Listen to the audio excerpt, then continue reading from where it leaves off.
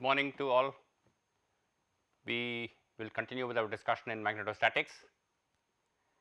We started looking at a current carrying loop placed in a magnetic field, and I showed last time that if you have a current carrying coil placed in a uniform magnetic field, then the magnetic field applies a torque on the coil and tries to align the coil towards the direction of the magnetic field. And so, this torque is essentially given by, so let me recall. So, if you have a coil, if you consider a rectangular coil and if you place it in a magnetic field in some arbitrary direction carrying a current, then the torque is equal to m cross B, where m is the magnetic dipole moment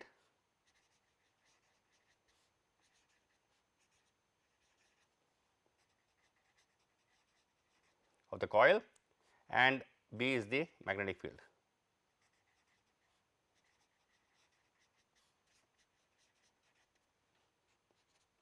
So, there is an external magnetic field which is applied on the coil, and the coil then has a torque on it because of the magnetic field, and the torque tends to rotate the coil towards the magnetic field. And we started looking at one application of this particular phenomenon, and that is in a moving coil galvanometer.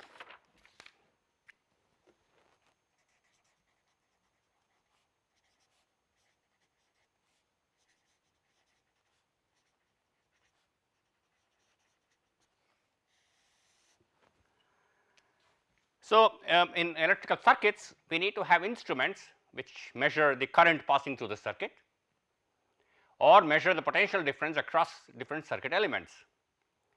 The instrument that measures the current passing through the circuit is called an ammeter, and the instrument that is used to measure the voltage across potential difference across the circuit elements is called a voltmeter. So, we will now consider a galvanometer first to show you how I can make an instrument which will help me to measure currents and potential differences. So, the galvanometer consists of let me draw the figure here. So, I have a permanent magnet shaped in this form. This is one piece here, another piece here, and there is in the center there is a soft iron cylinder, and the magnetic field lines of this magnet are coming like this, or radial, they are pointing towards the center of this.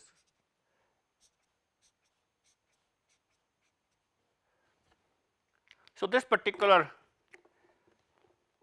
portion acts like the north pole, here is the south pole. So, magnetic field lines going from this side to this side through the soft iron core. Now, I have a coil placed on in this. So, there is a coil running like this which has a number of turns which is carrying the current, and the coil is attached to a spring, and there is a pointer. So, there are divisions here. So, now let me look at the operation of this. So, please note that there is a magnetic field perpendicular to the direction of the coil. The coil is vertical like this. So, the coil is coming up from here and going back. So, there is a coil is like this around the soft iron core, and this coil is current carrying coil is free to rotate about this axis here, and it is connected to a spring. So, when a current passes through this coil, the magnetic field applies a torque on this coil, which then tends to rotate the coil in this direction. When the coil rotates, the spring actually gives it a restoring force, which then the coil then comes to an equilibrium position where the torque due to the magnetic field and torque due to the spring are equal and opposite to each other. So, when you pass a current through the coil, the needle here will rotate because the current passing through the coil is acted upon by a torque of the magnetic field, external magnetic field that is applied from the magnet, permanent magnets, and that torque then makes the coil rotate, and the spring actually gives it a restoring force, which then the coil rotates up to a certain angle when the two become equal and opposite, and the coil the pointer stops at that point, and that gives me an indication of the current that is passing through the coil. So, we because you can see here that the current is always perpendicular to the direction of the magnetic field, the magnetic field is radial pointing toward the center here. So, the current carrying conductor is always perpendicular to the coil, and so we can write the torque due to the current is equal to m cross b, which is actually m times b, because the dipole moment is always perpendicular to the magnetic field here, and if there are n turns and the current is and the area of the loop is A, so m is actually n times I times A into B. So, A is the area of the loop, I is the current passing through this. So, for one loop the dipole moment is I times A, and if I have n such loops, closely bound n loops, the total dipole moment is NIA, and the tau due to current is NIAB. Now, the spring has its own spring constant. So, I can write the torque due to the spring, which is equal to some constant times the angle of rotation. So, K is the spring constant,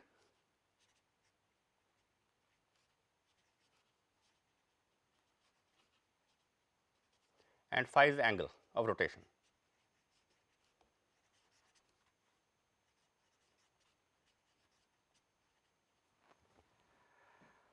So, when these two become equal and opposite, the deflection will stop. So, I get an equation at equilibrium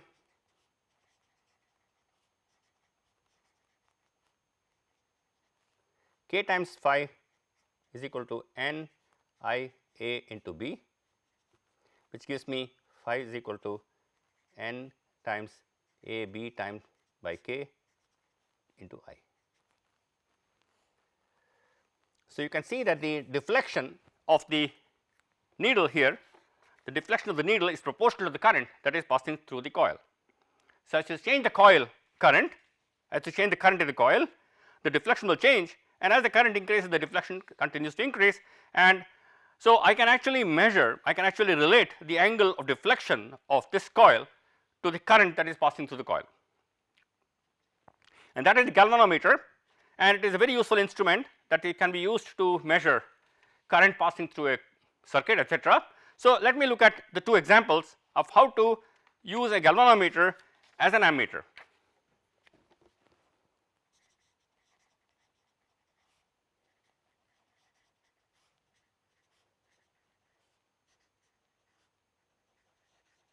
An ammeter is an instrument that is used to measure current through a circuit. So, if you have a circuit, for example, if you have a wire here circuit, part of a circuit which is carrying current I must be able to connect an instrument here, I must be able to connect an instrument here and be able to measure this current I. So, that is ammeter here. Now, please remember that the ammeter, connecting the ammeter should not change the conditions of the circuit. If the ammeter, for example, has a large resistance, then it will change the total resistance of the circuit, which will then change the current I that is passing through the circuit. My objective is to measure the current I passing through the circuit, and so I must ensure that the ammeter which I connect must have very low resistance.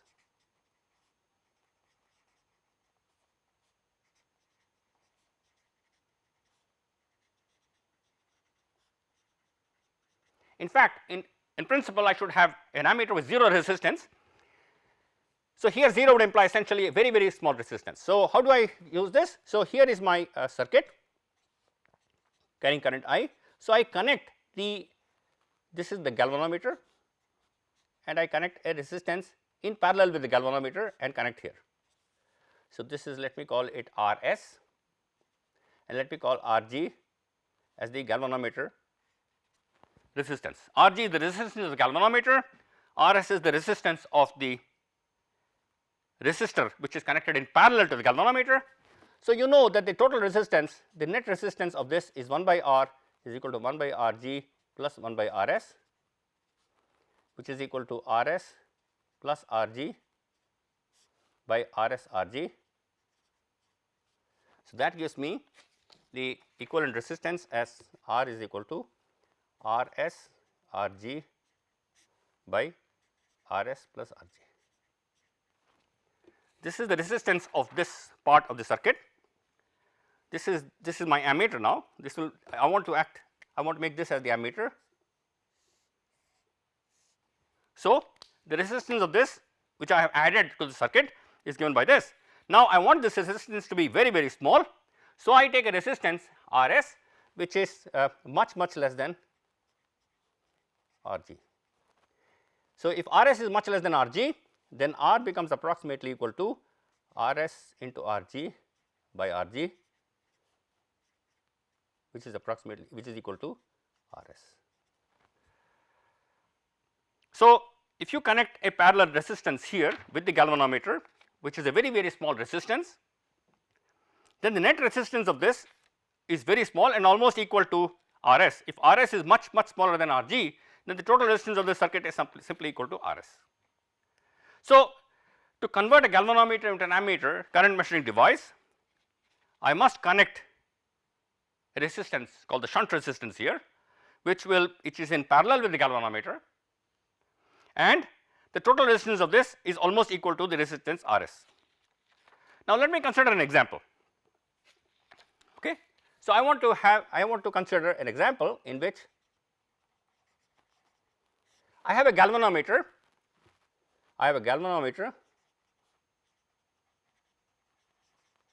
with coil resistance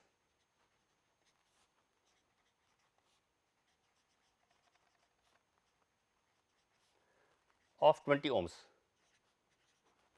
that is Rg is equal to 20 ohms. Okay, that is given to me, and I also know that full deflection of the galvanometer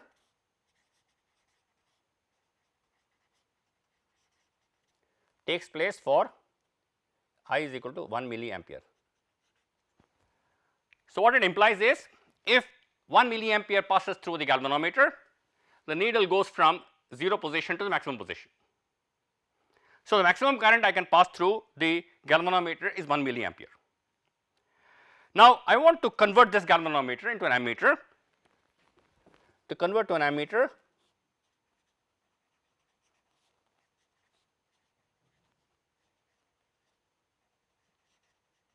capable of measuring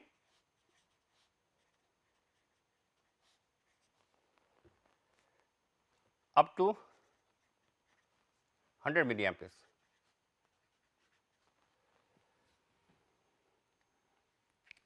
So, what I want to do is to have this galvanometer converted to an ammeter, in which if I have 100 milliamperes in my circuit, I will get full deflection. So, it can measure, this ammeter will be able to measure currents from 0 to 100 milliamperes. Now, so I need to calculate what is the Rs I must add to this galvanometer to be able to measure this. So, let me draw this circuit here again. So, this is my Rs, this is Rg, this is I coming from here, this is Rs, this is Rg, I is going back here. So, this is actually, let me call this Ig and let me call this Is. So, I have total current is equal to Is plus Ig.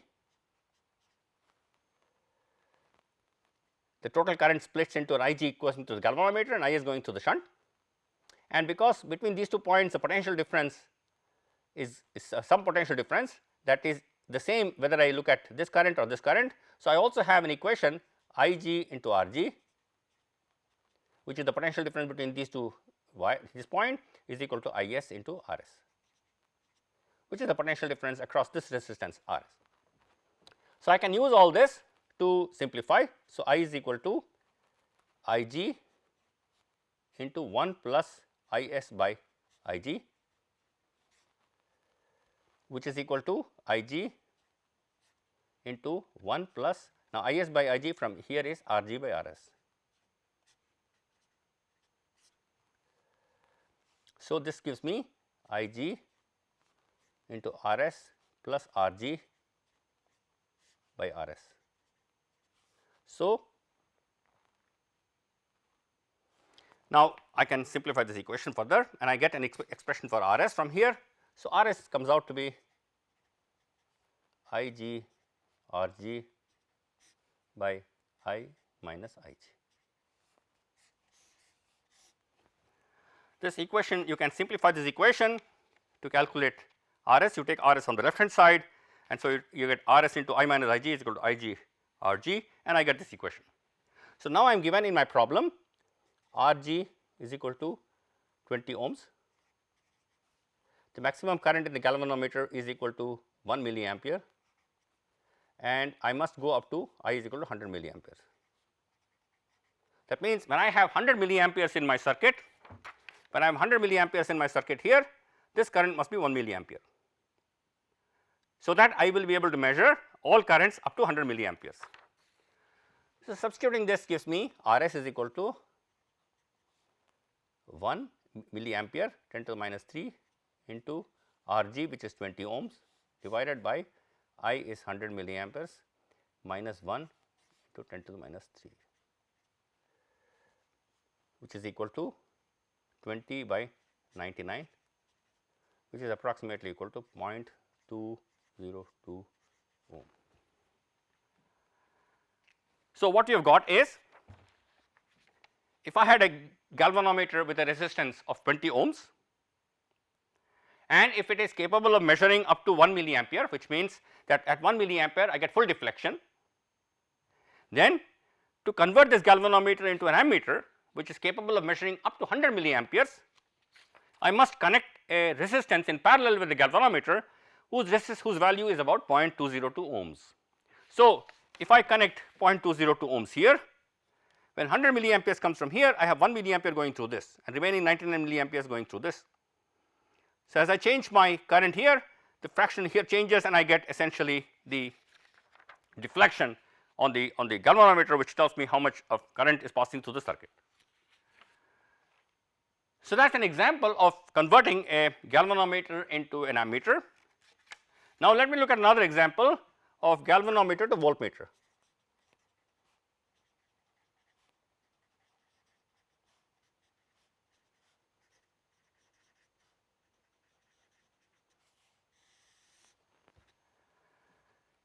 So, I could have a circuit in which I have some circuit element here,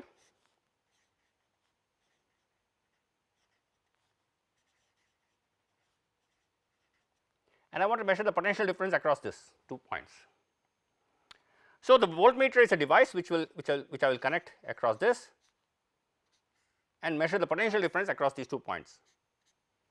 Again, I must ensure that connecting the voltmeter to the circuit does not change the current passing through the circuit, which means because this voltmeter is in parallel with the circuit here, the voltmeter must have very high resistance, so that this adding this does not cause much change in the circuit, and the current that was passing before I connected the voltmeter continues to pass in the circuit. So, to increase the resistance, what I need to do is to connect another resistance in series with the galvanometer. So, let me draw the figure again here. So, that is my circuit element,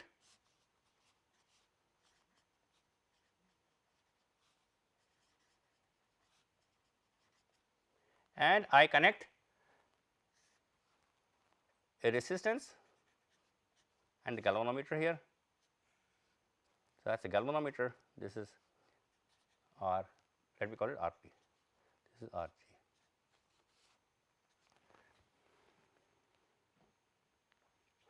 So, the total resistance of this part now is R is equal to Rp plus Rg, which is approximately Rp for Rp much greater than Rg. So, I must, if I connect a very high resistance in series with the galvanometer, the total resistance of this Rp and Rg combination is approximately equal to Rg, and that is very large, and when that is very large, connecting this to the circuit should not much alter the current passing through the circuit. So, now let me take the same example which I had done before, a galvanometer with a resistance of 20 ohms and the maximum full scale current 1 milliampere. That means, if 1 milliampere passes through the galvanometer, the deflection is complete, and I want to convert this to a voltmeter to measure up to 10 volts. So, I want to be able to convert a galvanometer into a voltmeter, which will be able to measure potential differences of up to 10 volts. So, here is my circuit here. So, I can write now. So, let me draw the circuit again here. So, this is the current element,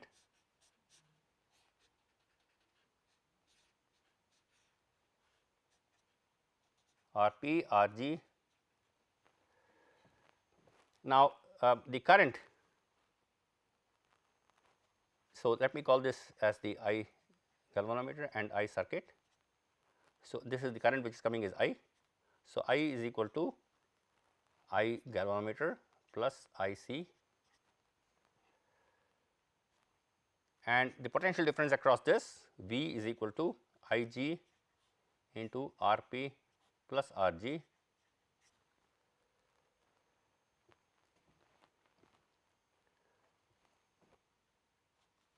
okay. So, let me simplify this for we want Ig to be 1 milliampere when V is equal to 10 volts. When V is equal to 10 volts, I want Ig to be 1 milliampere. So, I can simplify this equation. So, I will get Rp is equal to V minus Ig Rg by Ig, which is equal to 10 minus Ig is 1 milliampere into Rg is 20 ohms divided by Ig is 10 to the minus 3, which is approximately 9,980 ohms. So, you can see here the resistance of this is now very large compared to the galvanometer resistance, which is 20 ohms.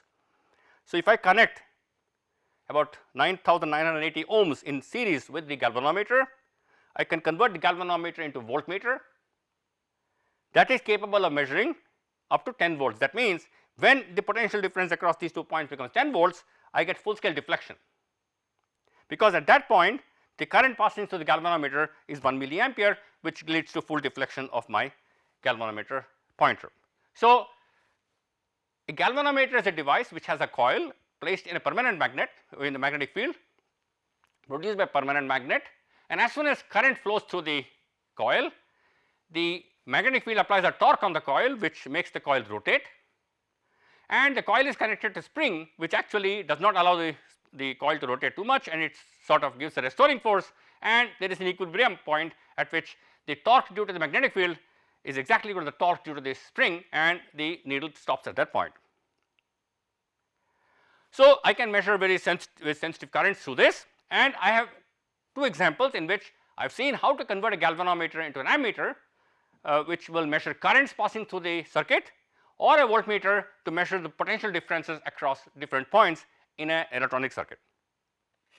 So, these two examples tell us how torques in the presence of magnetic fields can be used to measure currents and potential differences across in a circuit. Now, I want to come back and look at the magnetic dipoles itself and look at some other properties of magnetic dipoles. So, let me recall that we had calculated the magnetic field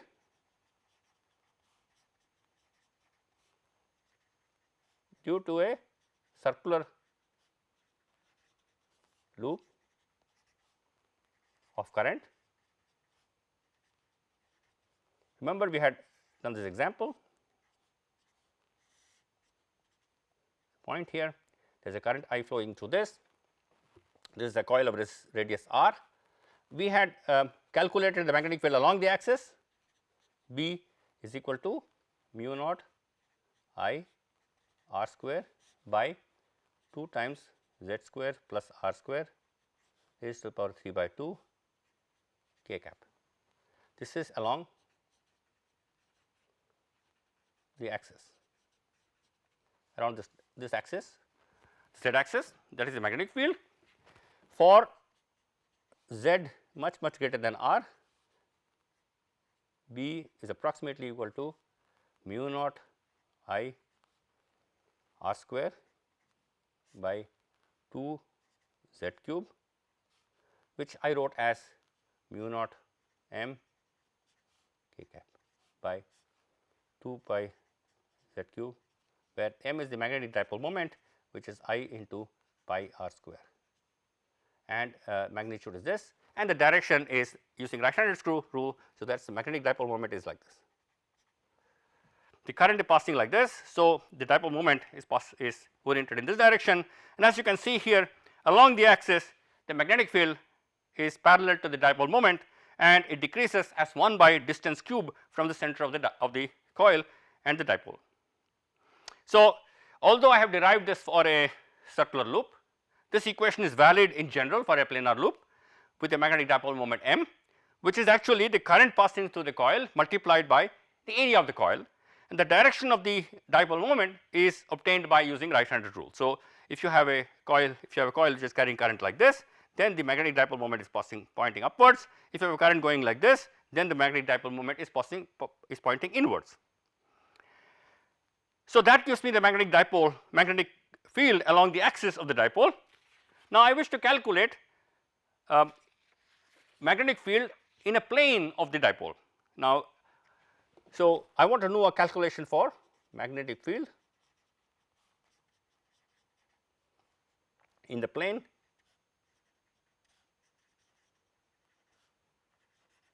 of the current loop.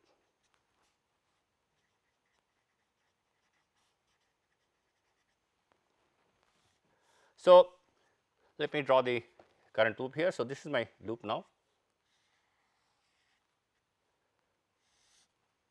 So, let me call this x axis, this is y axis, and z axis is pointing towards me here, and let me assume a current I is flowing through this.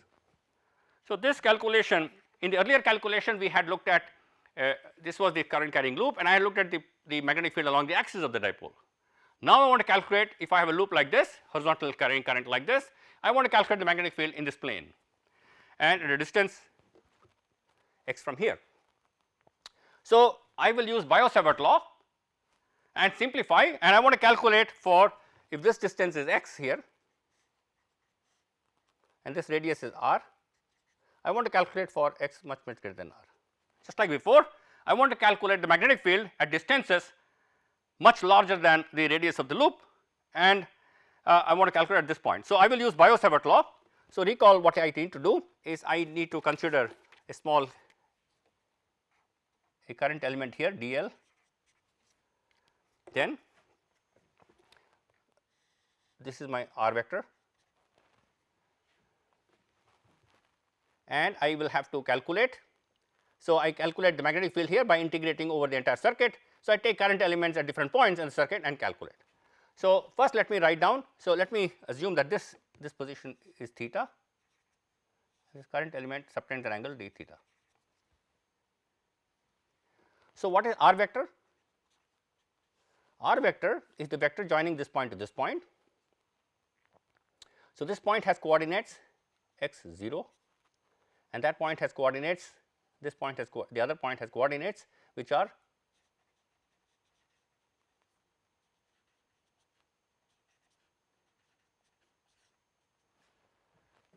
so you have r cos theta along x and r sin theta along y. So, r vector will be x minus r cos theta I cap minus r sin theta j cap. So, this is my r vector, and as theta changes, as I move my dl current element along the loop, theta changes and this r vector changes. I also need an expression for dl, because Biot-Savart law has dl cross r. So, I need to calculate dl. So, dl vector, now this is let me draw a figure here, x, y. So, dl vector is like this and this angle is theta.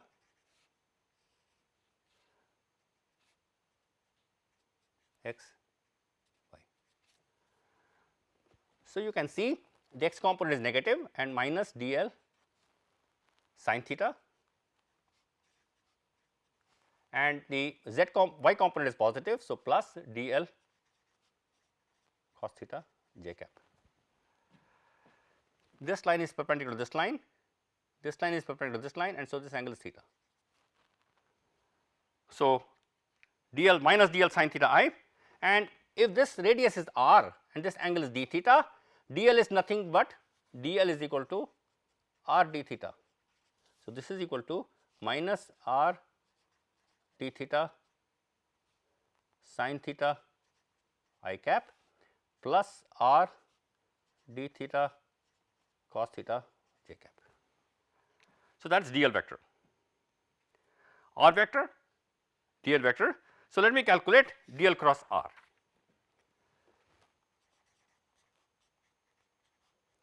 which is equal to, so dl vector is minus r sin theta d theta I cap plus r cos theta d theta j cap cross r vector is x minus r cos theta I cap minus r sin theta j cap. So, I cap cross I cap is 0 and I get r square sin square theta d theta, I cap cross j cap is k cap, r cap. So, this j cap cross j cap is 0. So, I have the first one plus r cos theta into x minus r cos theta d theta, j cap cross I cap is minus k cap. So, there is a minus sign here with a k cap. So, this is equal to, now there is r square sin square theta d theta k cap. When I open this up, so I get r square sin square theta d theta k cap minus r x cos theta d theta k cap plus r square cos square theta d theta k cap. So, this plus this gives me simply r square. So, r square d theta k cap minus r x cos theta d theta k cap. So, dl cross r is as only one component, which is k cap component. So, I can use this. So, this is dl cross r, and I need also r cube, which is actually equal to, so r vector is here. So, r cube is nothing but x minus r cos theta whole square plus r square sin square theta whole raised to 3 by 2. Okay. So, that is r cube. So, let me substitute both of them into Biot-Savart law to get the magnetic field. So, B is equal to, remember Biot-Savart law, mu 0 I by 4 pi integral dl cross r by r cube, which is equal to mu naught I by 4 pi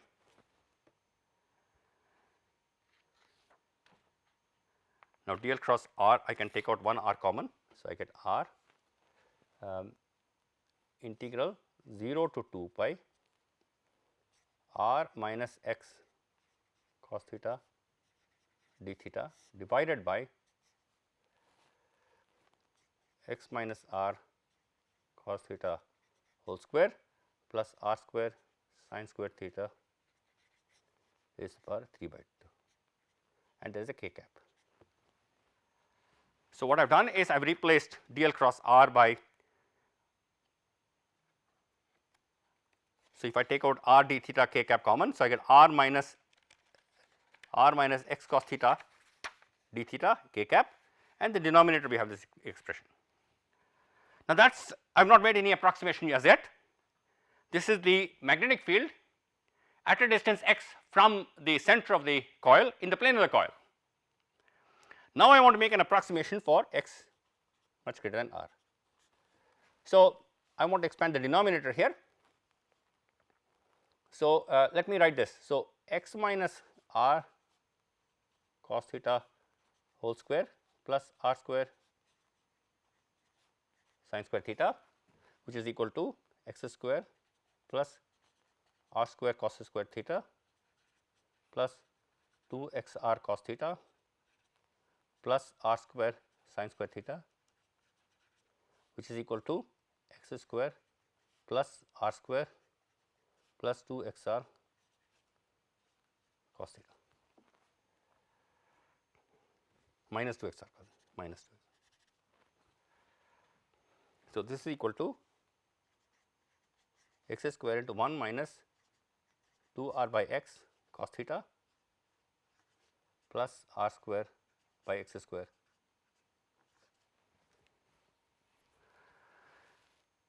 So, now please remember, when I make approximations, I must keep track of the terms up to a certain order, and I must ensure that I do not neglect terms of same order from some other part of the expression. So, that is why I am very carefully expanding and calculating this component here. So, I need to make sure that this total integrand, the approximate value of this for x much greater than r. So, what happened to the denominator now? So, this denominator has the same quantity raised to power 3 by 2.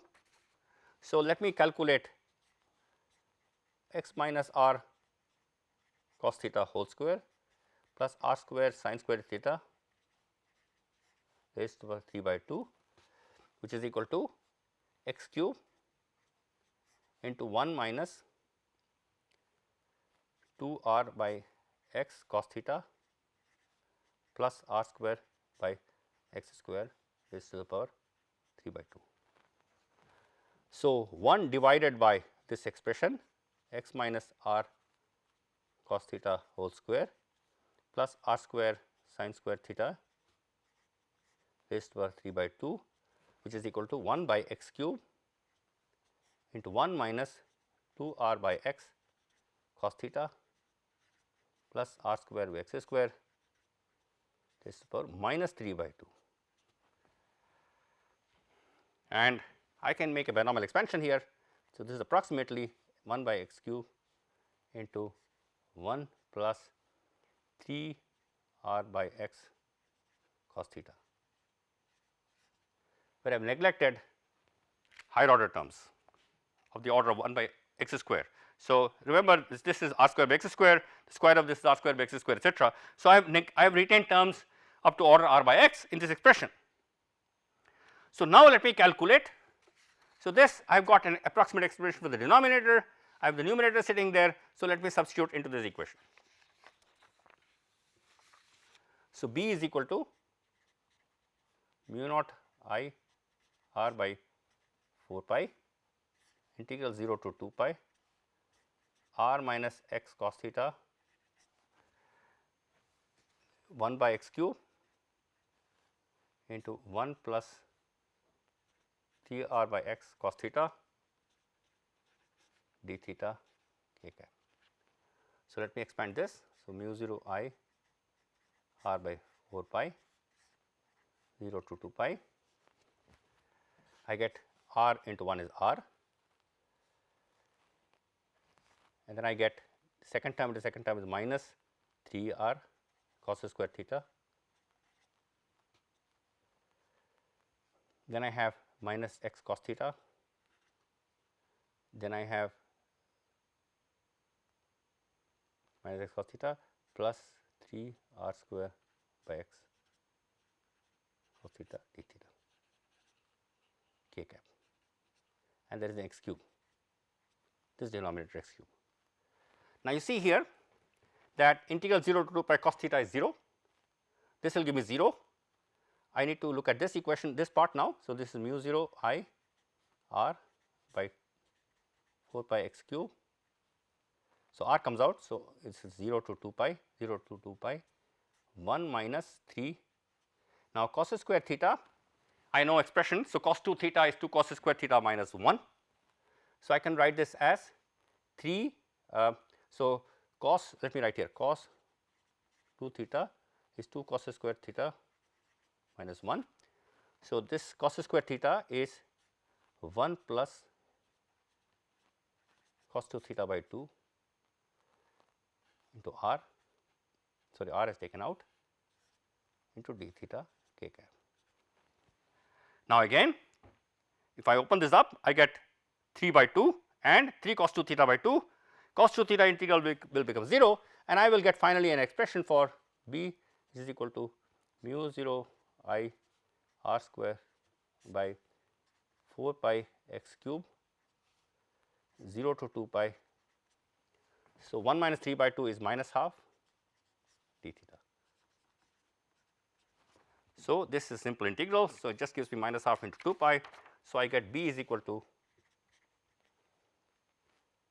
minus mu 0 I r square by 4 pi x cube into pi into k.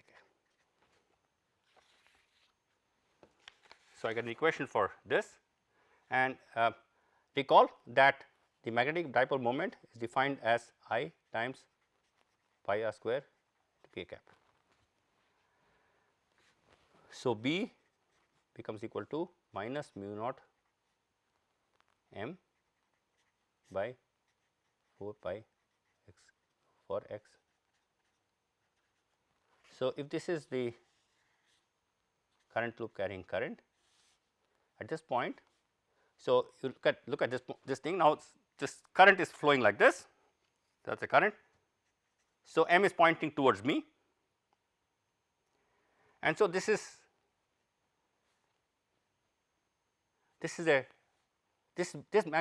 magnetic field is pointing towards minus m cap direction. So, remember this current is going like this and here.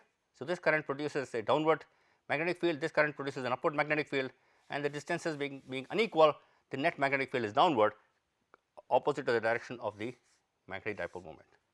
So, we have got expressions for the dipole moment of a circular coil. So, let me recall here. So, if I have a magnetic dipole moment m, so b along axis for z much greater than r is equal to mu naught m by 2 pi z cube, and b in the plane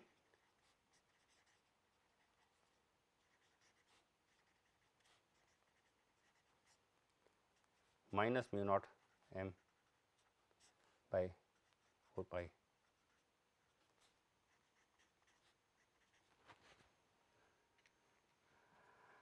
So, these are along two particular orientations. You can actually calculate in general, and we will not do it in the course here, but we have seen that we can use Biot-Savart law to get an approximate expression for the magnetic field produced by a magnetic dipole in the plane. And please remember, just like we had in the case of electric dipoles, we can have point magnetic dipoles where the area of the loop is very small, there is a current flowing through the circuit, and it almost acts like a point dipole. For distances very large compared to the size of the dipole acts like a point dipole, and these are the magnetic fields produced by these dipoles along the axis of the dipole and in the plane containing the dipole.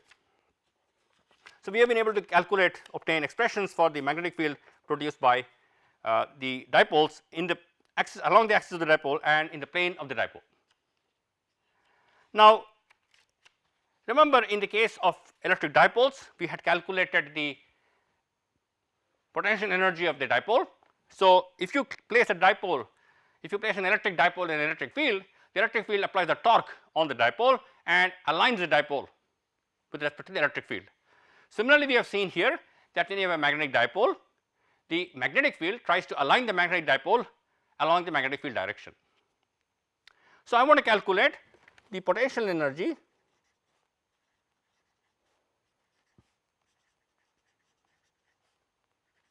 of a magnetic dipole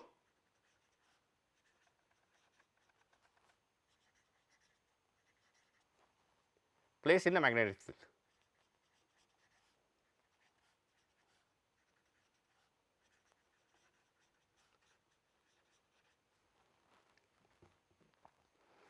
So, when a magnetic dipole changes its orientation because of a torque, then it changes its potential energy. So, I want to calculate this potential energy change. So, let me take a particular axis. So, x, y, z. Let me assume a magnetic field like this. So, B field is like this, and let me assume a dipole placed like this. Make an angle theta with the magnetic field direction. So, the coil, current carrying coil is like this to give a magnetic dipole moment. So, there is the magnetic dipole which is pointing at an angle theta with the magnetic field. So, what is the expression for the magnetic field? B is equal to B into j cap. It is along the y direction. The dipole moment, it has a y component and a z component. So, this is m cos theta j cap plus m sin theta k cap. This magnetic dipole has a component along the y direction. So, I am assuming that the magnetic dipole is in the yz plane and the direction of the magnetic field is along y. So, torque due to magnetic field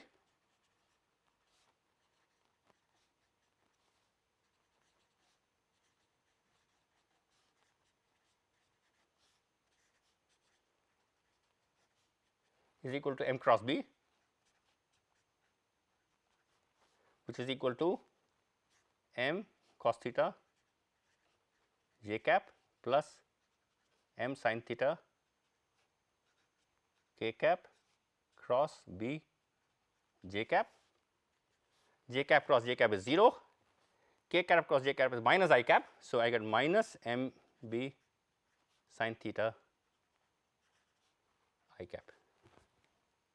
So, the torque, magnetic torque direction is along the minus x direction because it is trying to rotate the m vector along the direction of the magnetic field. So, the torque is in this direction, the reverse direction. So, it is acting like this, and that is the minus I cap direction. Now, if I have to change the orientation of the dipole, if I have to rotate the orientation of the dipole in some other orientation, I need to do work because the magnetic torque is trying to push it towards the direction, and if I need to rotate the magnetic dipole along some other direction, I need to do work on the magnetic dipole to change its orientation, and that work which I do gets stored in the form of potential energy in the dipole, and that is what I want to calculate. So, the external torque which I need to apply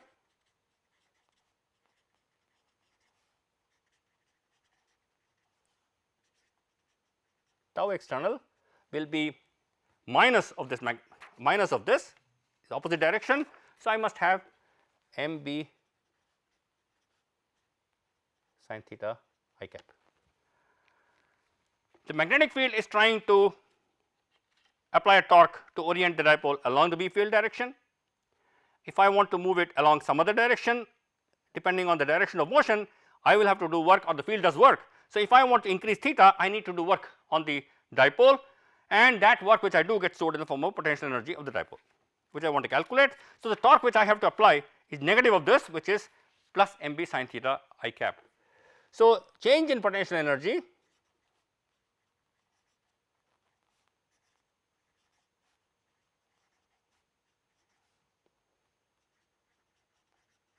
in rotating the dipole from theta 1 to theta 2 is u is equal to integral theta 1 to theta 2, the tau external multiplied by d theta, which is equal to m b theta 1 to theta 2 sin theta d theta, which is equal to minus m b cos theta 2 minus cos theta 1. That is the work which I need to do in rotating the dipole from an angle theta 1 to another angle theta 2.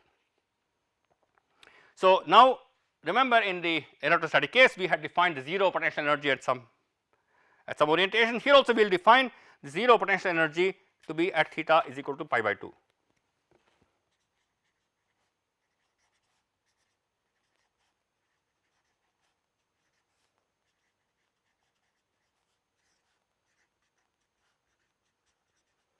So, for an angle theta,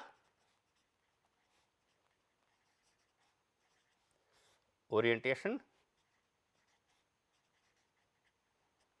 the potential energy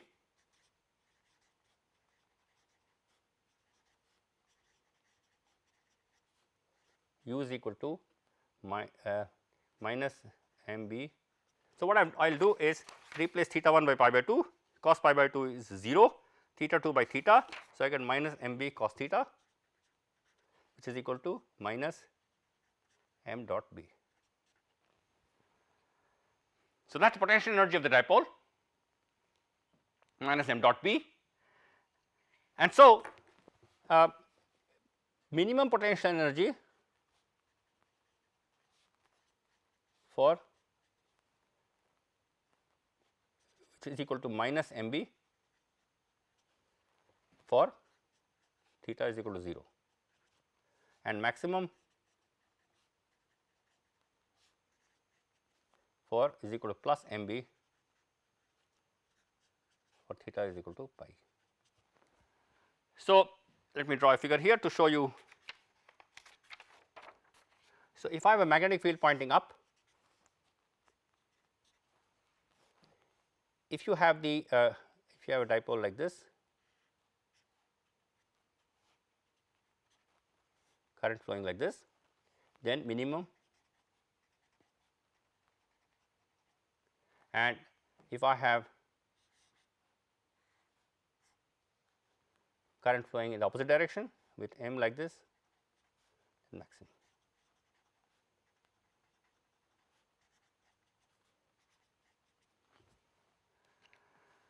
So, if the magnetic field is pointing upwards and if my dipole is pointing downwards, I have maximum potential energy, and if I rotate it to the other direction, I have minimum potential energy when the magnetic dipoles are aligned with respect to the magnetic field, and this gives me an energy, potential energy of the dipole, which is minus m dot b. So, whenever you place a dipole in a magnetic field, the magnetic field will apply a torque on the dipole, and that torque will try to align the dipole, and if you want to change its alignment, you need to do external work.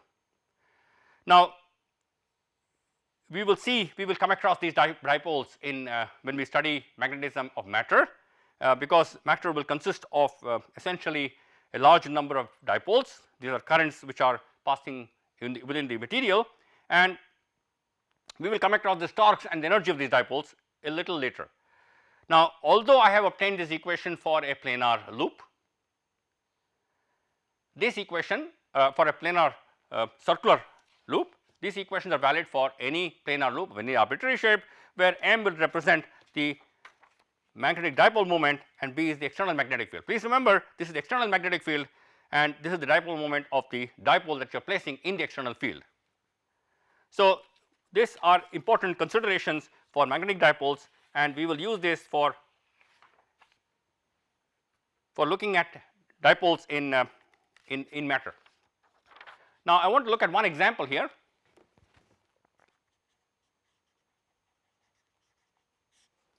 So, let me assume I have a loop carrying current like this,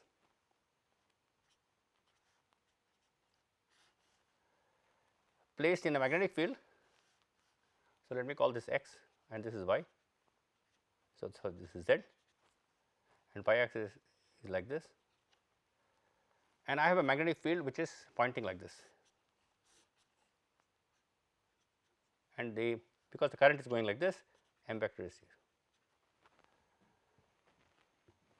So, radius r is equal to 5 centimeter current I is equal to 5 amperes, and let me assume a magnetic field of 0.1 Tesla. So, what I want to do is I want to calculate what is the magnetic moment of this. So, I leave this problem to you, calculate the magnetic moment. We will discuss this in the next class again, calculate the magnetic moment of the loop, then calculate the torque on the coil and calculate the change in potential energy when it goes from this position